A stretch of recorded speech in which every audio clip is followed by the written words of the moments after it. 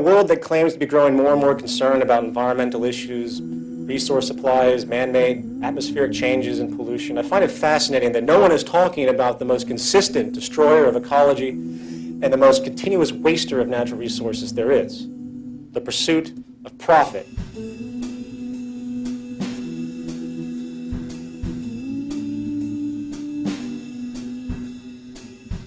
Before the Neolithic revolution, it's been well documented by anthropologists that there was a natural balance to the planet. Population was in balance because we could only do what the earth provided for us naturally. Once we started to control the planet through agriculture, and now through many different means, we began to create dis-imbalance. We began to create uneven supplies.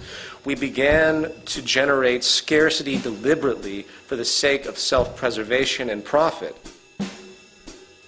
Money, contrary to the attitudes of most of the world's population today, is not a natural resource, nor does it represent resources. If you read economics, they present it as though it's a science. It's funny, you look at economics books and they have graphs and charts and they make complex novel equations. It's all contrived. It doesn't have any relationship to the natural order of things. In fact, by our standards of logic, money is only functionally relevant in society when natural resources and the mechanisms of creation are scarce.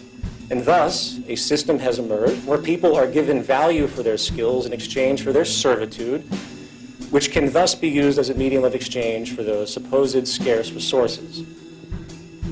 It is based upon a folk way of orienting production and distribution. The entire global economic system is based upon people constantly consuming, irregardless of the state of affairs and natural orders of energy, planetary materials, and anything else. It is blind, narrow consumption with absolutely no regard for the environment. The capitalist economy is founded on the very idea of exchanging property in the markets. Even your labor is a form of property in a sense. The world that we know is so bound up in the process of buying and selling that most just can't imagine any other way of functioning human affairs. Sadly, the culture is now fully indoctrinated into this frame of reference. And like the rising sun, most cannot even consider any other possibility for social functionality. Yet, with all of this obsession over property, very few ask the question, why do we have property to begin with? The answer is simple. It's scarcity. Property is an outgrowth of scarcity. The farther we go back in time, the more difficult and time-consuming it was for people to create tools or extract a resource. They, in turn, protected it because it had immense value relative to the labor entailed along with the possible scarcity associated. People claim ownership because it is a legal form of protection. Property is not an American or free enterprise or capitalist idea. It is an ancient mental perspective necessitated from generations of scarcity. If there isn't scarcity, the rationale for property becomes an irrelevant issue. The fact is, most of the original problems which require the development of the economic system we see today are no longer pressing due to the dramatic advancement of science and technology. We now have the means to move into a new paradigm, one where the negative byproducts of our current social establishment, such as perpetual war, human exploitation, poverty, and environmental destruction, are no longer tolerable. Regardless of how logical, clear, and obvious new ideas may seem, the public still remains, on average, a tremendous fear of any form of social change. This is largely due to the propaganda and indoctrination which has been pushed upon them by the established powers, which, of course, prefer to maintain their power. These institutions range from religious organizations to government to business.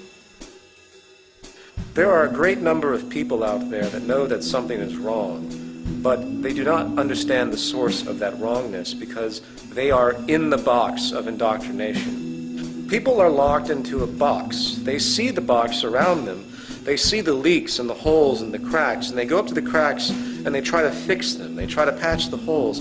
But they don't stop to think that maybe there's something wrong with the box itself. Maybe the integrity of the box that they exist in is inherently invalid. It's inherently void. The economic system that we live in is a parasitic paradigm that is only going to lead to self-destruction. But people don't see that. So if you attack the economic system for what it actually is, everyone's feathers go up. Everyone says, well, wait a minute, this is the world we all live. We live in a profit-based, labor-for-income world, cyclical consumption. This is what we're used to. We understand we have division of classes. You know, they throw in human nature. They throw in everything that will try to make it seem like it's a part of the natural order of reality when it in fact is not. So in other words, the biggest crutch to the evolution of human thought is breaking your own indoctrination. It's very, very difficult to overcome emotional elements that have become so ingrained in you that you have an immediate reaction, an immediate suffering and pain when anything interferes with that. It's a very, very complex problem. We have to learn how to identify and break our own indoctrination if we expect to move forward at all as a civilization. The cultural values and the education barriers of our conditioned culture is the most difficult aspect to consider. Concurrently, society itself is a culture machine. So in other words, society reaps what it sows. If your society's foundation inherently supports self-interest, elitism, greed, and dishonesty, then no one should ever be surprised when certain members of society continuously fall into the extremity of murder, financial corruption, or indifferent selfish gain.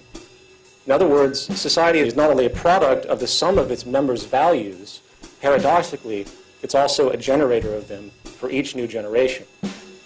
The self-appointed guardians of the status quo are birthed in religion, birthed in economics, birthed in the illusion of democracy that we see today across the world, birthed in the various isms that are entirely pointless: capitalism, communism, fascism, socialism, the self-appointed guardians of the status quo.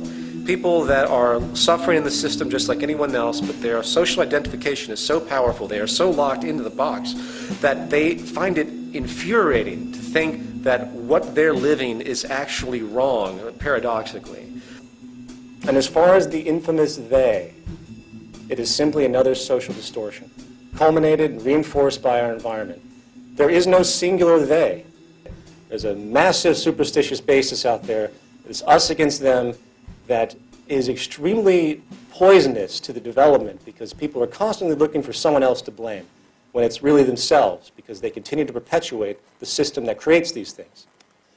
But that is still a product. These are still human beings.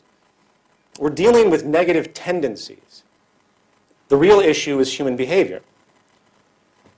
And human behavior is largely created and reinforced by the social patterns required for survival, as necessitated by the social system of the period. We are products of our society, and the fact of the matter is, it is the very foundation of our socio-economic system and environmental condition which has created the sick culture you see around you. All social systems, regardless of political philosophy, religious beliefs, or social customs, ultimately depend upon natural resources as the initial step towards social functionality. The problem with humanity is we're ripped apart.